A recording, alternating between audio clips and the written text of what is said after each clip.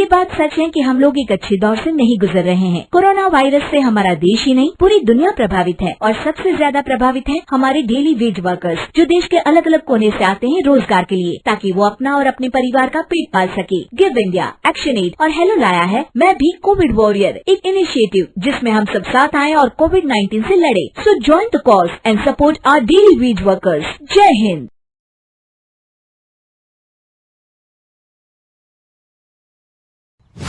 एक दिन राधिका और उसकी सास को घर पर अकेले रहना पड़ गया था। तब विजय जाते जाते कहता है, सुनो, ताला लगा के सोना, अच्छे से खिड़की दरवाजे चेक कर लेना और मम्मी का बीपी भी चेक कर लेना। हाँ जी, कोई दिक्कत नहीं है। अब आप आराम से जाइए शादी में, मैं मम्मी जी का पूरा ख्याल रखूंगी। और अपना ख्याल भी रखना। हाँ जी, अपना भी रखूंगी। अब जाइए ना आप। थोड़ी देर बाद गांव में जीप पर लगे एक स्पीकर से अनाउंसमेंट होती है। जीप वाला आदमी कहता है, सुनिए सुनिए, गांव में चोरी होने की वारदातें काफी बढ़ गई है, इसलिए सावधानी बरतें। अपनी खिड़की दरवाजे सही से बंद कर लें। अरे राधिका, सुना तुमने? मुझे तो बड़ी घबराहट हो रही है। नहीं मम्मी जी, आप घबराइए मत, मैं हूं ना। मैंने सारे खिड़की दरवाजे बंद कर दिए हैं और कुछ भी होता है तो पुलिस का नंबर तो है ही मेरे पास। अच्छा, मेरी तो सांसें तेज चल रही है बेटा। एक तो ये विजय भी घर पर नहीं है। मम्मी जी, वो भी जल्दी आ जाएंगे, मेरी अभी फोन पर बात हुई थी। आप बस रिलैक्स रहिए। उधर दूसरी तरफ दो चोर रात में गांव में चोरी करने का प्लान बनाते हैं। दोनों सास बहू अकेली है उस घर में। अच्छे से पता लगाया नो? हाँ, कोई और नहीं है घर पर। अच्छा मौका है हाथ साफ करने का। अरे वाह, अब आएगा मजा। देर रात को जब सब कुछ सुनसान होता है, दोनों चोर गांव की तरफ निकल जाते हैं। अरे कौन सा घर है? वो कोने वाला, तुम बस मेरा पीछा करो। ठीक है। दोनों दबे पांव बचते बचाते राधिका के घर के बाहर तक पहुंच जाते हैं। ये सास बहू बड़ी चालाक है। कितना कस के सब बंद किया हुआ है, एक भी खिड़की नहीं खुल रही। चोर खिड़की खोल ही रहा होता है कि तभी बिजली जोर से कड़कती है और चोर डर जाता है। राधिका की सास भी चौंक कर उठ जाती है। राधिका भी उठ जाती है। क्या हुआ माँ जी?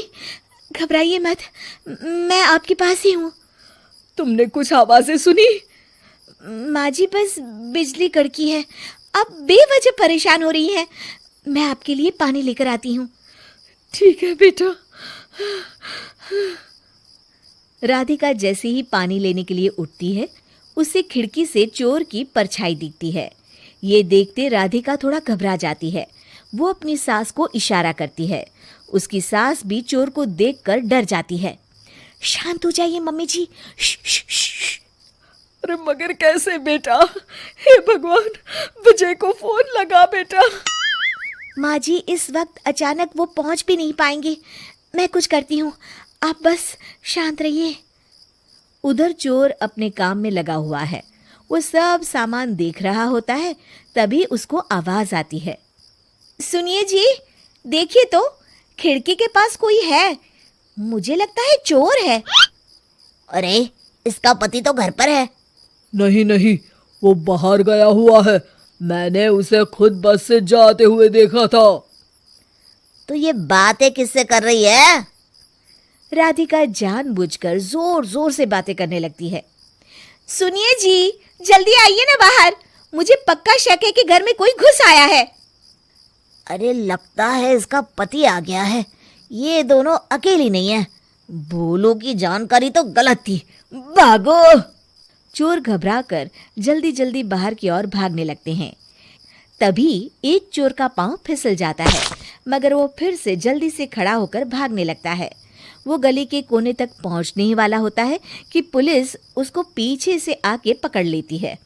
अरे रुको तो, किधर भाग रहे हो दोनों? कब से तुम दोनों की तलाश थी हमको? साहब छोड़ दो हमको साहब।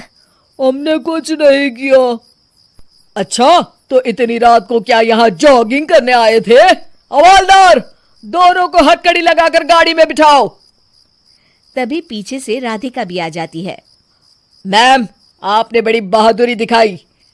अगर सभी आपके जैसे नीडर नागरिक हो तो कितना अच्छा हो। सर, आपको मेरी सासू माँ ने फोन किया था, उनका ही आइडिया था ये। हाँ, और चोर को डराने का आइडिया तो राधिका का था। बहुत ही समझदार और नीडर है मेरी बहू। चलिए, आप दोनों का ही बहुत बहुत शुक्रिया। आपने इन चोरों को पकड़वाकर देश की मदद की है। और हाँ, पुलिस स्टेशन आकर अपना इनाम जरूर से ले लीजिएगा। और अगले दिन विजय शहर से आ जाता है। वो अखबार में तस्वीर देखता है जिसमें राधिका और माँ इनाम ले रहे होते हैं। माँ, आपको कोई चोट तो नहीं आई है ना? अरे ना बेटा ना, जब तक राधिका साथ है तकलीफ कैसी।